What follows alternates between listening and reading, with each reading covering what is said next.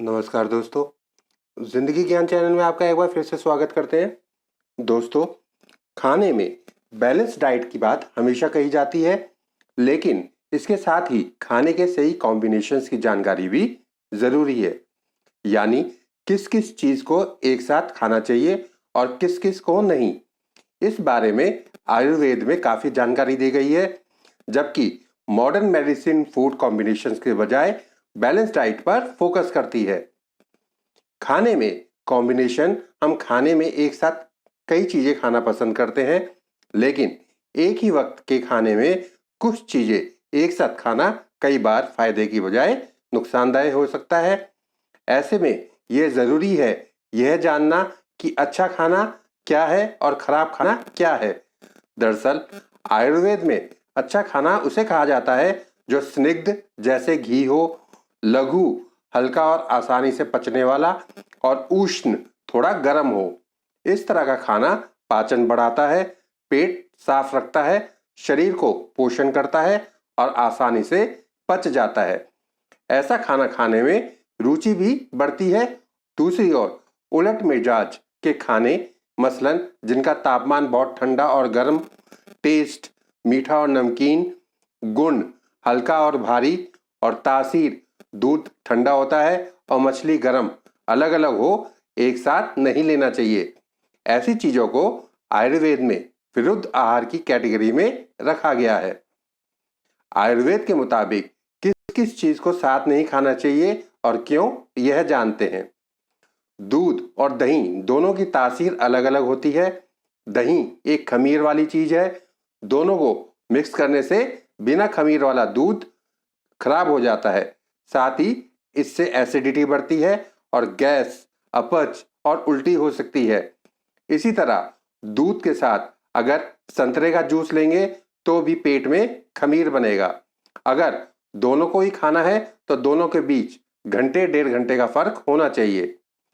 दूध के साथ तला भुना और नमकीन खाएं या नहीं। दूध में मिनरल और विटामिन के अलावा लैक्टोस, शुगर और प्रोटीन होते हैं।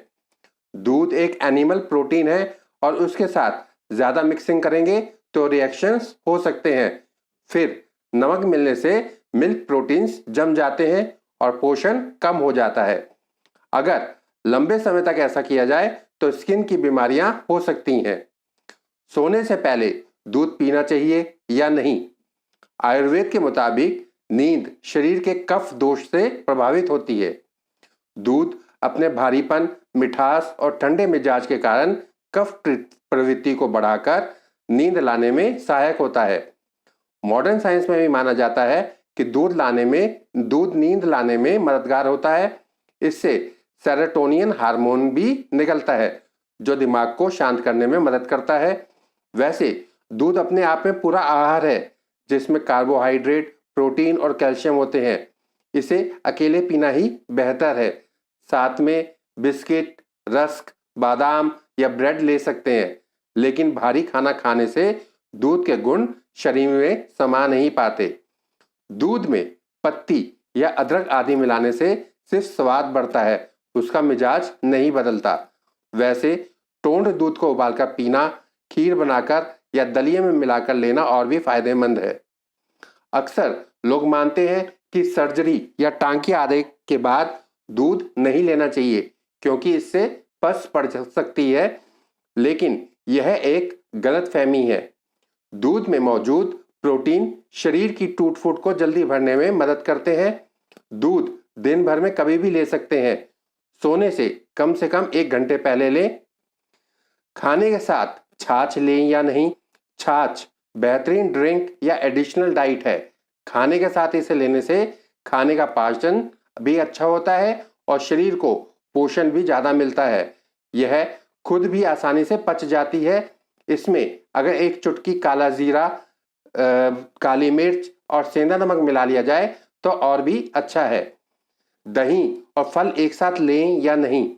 फलों में अलग एंजाइम होते हैं और दही में अलग, इसके कारण वह पच नहीं पाते, इसलिए दोनों को साथ लेने की सलाह नहीं दी जाती। फ्रूट रायता कभी कभार ले सकते हैं, लेकिन बार बार इसे खाने से बचना चाहिए। दूध के साथ फल खाने चाहिए या नहीं। दूध के साथ फल लेते हैं तो दूध के अंदर कैल्शियम फलों के कई एंजाइम्स को एब्जॉर्ब कर लेता है और उनका पोषण शरीर को नहीं मिल पाता। संतरा और अनानास जैसे खट्टे फल तो दूध के साथ बिल्कुल नहीं लेने चाहिए। व्रत वगैरह में बहुत से लोग केला और दूध साथ लेते हैं, जो कि सही नहीं है। केला कफ बढ़ाता है और दूध भी कफ बढ़ाता है। दोनों को साथ खाने से कफ बढ़ता है और पाचन पर भी असर पड़ता है। इसी तरह चाय, कॉफी या कोल्ड ड्रिंक के रूप में खाने के साथ अगर बहुत सारा कैफीन लिया जाए तो भी शरीर को पोषक तत्व नहीं मिल पाते। फल खाने के फौरन बाद पानी पी सकते हैं, खासकर तरबूज खाने के बाद। फल खाने के फौरन बाद पानी पी सकते हैं, हालांकि दूसरे तरल पदार्थों से बचना चाहिए। असल में फलों में काफी फाइबर होता है और कैलोरी काफी कम होती है। अगर ज्यादा फाइबर के साथ अच्छा मॉइस्चर यानी पानी मिल जाए तो शरीर में सफाई अच्छी तरह हो जाती है। लेकिन तरबूज या खरबूज के मामले में यह थ्योरी सही नहीं बैठती, क्योंकि यह काफी फाइबर वाले फल हैं। तरबूज को अकेले और खाली पेट खाना ही बेहतर है। इसमें पानी काफी ज्यादा होता है जो पाचन रसों को डाइल्यूट करता है। अगर कोई और चीज इसके साथ या फौरन बाद या पहले खाई जाए तो उसे पचाना मुश्किल होता है। खाने के साथ फल नहीं खाने चाहिए। कार्बोहाइड्रेट्स और प्रोटीन के पाचन का मैकेनिज्म अलग होता है। कार्बोहाइड्रेट को पचाने वाला सलाइवा एंजाइम अल्काइन मीडियम में काम करता है, जबकि नींबू, संतरा, अनानास आदि खट्टे फल एसिडिक होते हैं। दोनों को साथ खाया जाए तो कार्बोहाइड्रेट या स्टार्च की पाचन प्रक्रिया धीमी हो सकती है। इससे कब्ज, डायरिया या अपच हो सकता है।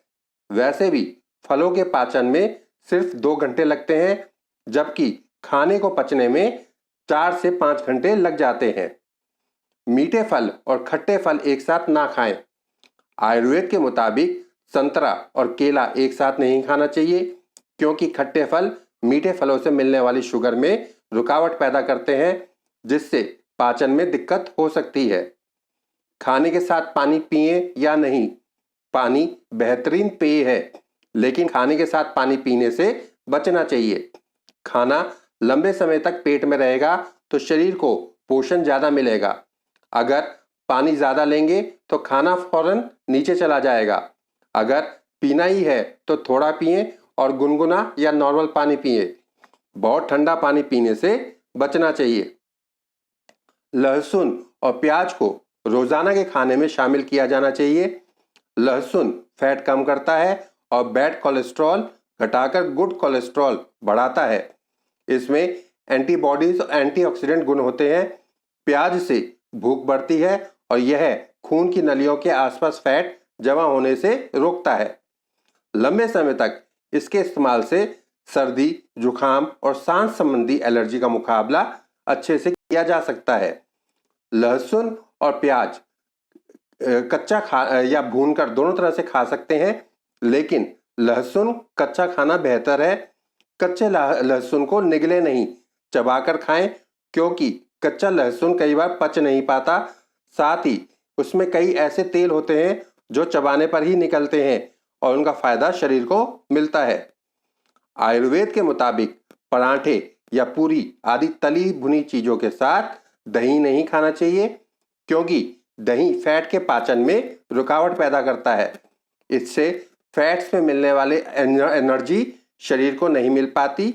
दही खाना ही है तो उसमें काली मिर्च, सेंधा नमक या आंवला पाउडर मिला लें। घी, मक्खन, तेल आदि फैट्स को पनीर, अंडा, मीट जैसे भारी प्रोटीन्स के साथ ज्यादा नहीं खाना चाहिए, क्योंकि 2 तरह के खाने अगर एक साथ खाए जाएं तो वह एक दूसरे की पाचन प्रक्रिया में दखल देते हैं। इससे पेट में दर्द या पाचन में गड़बड़ी हो सकती है। दूध को अकेले लेना ही बेहतर है, तब शरीर को इसका ज्यादा फायदा मिलता है।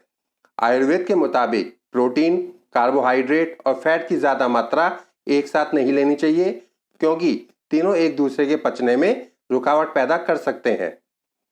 तरह तरह की डिश एक साथ खाएं या नहीं। एक बार के खाने में बहुत ज़्यादा वैरायटी नहीं होनी चाहिए। एक ही थाली में सब्जी, नॉनवेज, मीठा, चावल, अचार आदि सभी कुछ खा लेने से पेट में खलबली मचती है। रोज के लिए फुल वैरायटी की थाली वाला कॉन्सेप्ट अच्छा नहीं है। कभी कभार ऐसा चल सकता है। मीठा अगर खाने से पहले खाया जाए तो बेहतर है, क्योंकि तब ना यह सिर्फ आसानी से पचता है बल्कि शरीर को फायदा भी ज्यादा होता है। खाने के बाद में मीठा खाने से प्रोटीन और फैट का पचना मंदा होता है। शरीर में शुगर सबसे पहले पचता है, प्रोटीन उसके बाद और फैट सबसे बाद में। खाने के बाद चाय पीने से कोई फायदा नहीं है। यह गलत धारणा है कि खाने के बाद चाय पीने से पाचन बढ़ता है। हालांकि ग्रीन टी, डाइजेस्टिव टी, कहवा या सौंफ, दालचीनी, अदरक आदि की बिना दूध की चाय पी सकते हैं। भारी कार्बोहाइड्रेट्स के साथ भारी प्रोटीन खाएं या नहीं। मीट, अंडे, पनीर, नट्स जैसे प्रोटीन बेस्ड दाल, आलू जैसे भारी कार्बोहाइड्रेट्स के साथ ना खाएं। दरअसल हाई प्रोटीन को पचाने के लिए जो एंजाइम चाहिए, अगर वह एक्टिवेट होते हैं तो वह हाई कार्बो को पचाने वाले एंजाइम को रोक देते हैं। दो तरह के भारी प्रोटीन्स जैसे अंडे, मीट, पनीर, नट्स आदि को एक साथ खाने से बचना चाहिए, क्योंकि दोनों कंप्लीट प्रोटीन है और काफी हैवी होते हैं। इससे इन्हें पचाने में दिक्कत हो सकती है। वाइन के ऊपर बियर पी सकते हैं, लेकिन बियर पीकर वाइन नहीं पीनी चाहिए। वैसे दो तरह के अल्कोहल को एक साथ नहीं मिलाना चाहिए, क्योंकि इससे मेटाबॉलिज्म गड़बड़ हो सकता है और रिएक्शन भी हो सकता है। खाने के साथ थोड़ा अदरक कद्दूकस करके और काला नमक मिलाकर खाने से भूख बढ़ती है और खाना भी पचता है। जिन लोगों को सफर में उल्टी या चक्कर की दिक्कत होती है, वह भी इसे खाएं तो फायदा होता है। आयुर्वेद के मुताबिक उल्टे गुणों और मिजाज के खाने लंबे वक्त तक ज्यादा मात्रा में साथ खाए जाएं तो नुकसान पहुंचा सकते हैं। लेकिन यह भी सच है कि लोगों पर किसी भी खाने का असर अलग अलग हो सकता है। यानी कोई चीज किसी को बहुत सूट करती है तो वही चीज दूसरे को नुकसान भी पहुंचा सकती है। इसलिए किसी भी खाने के लिए यह नहीं कहा जा सकता कि इसका असर ऐसा होगा कि नहीं। यदि आपको हमारे द्वारा दी गई जानकारी पसंद आई हो तो हमारे चैनल को सब्सक्राइब अवश्य करें और इस वीडियो को लाइक और शेयर करें। धन्यवाद।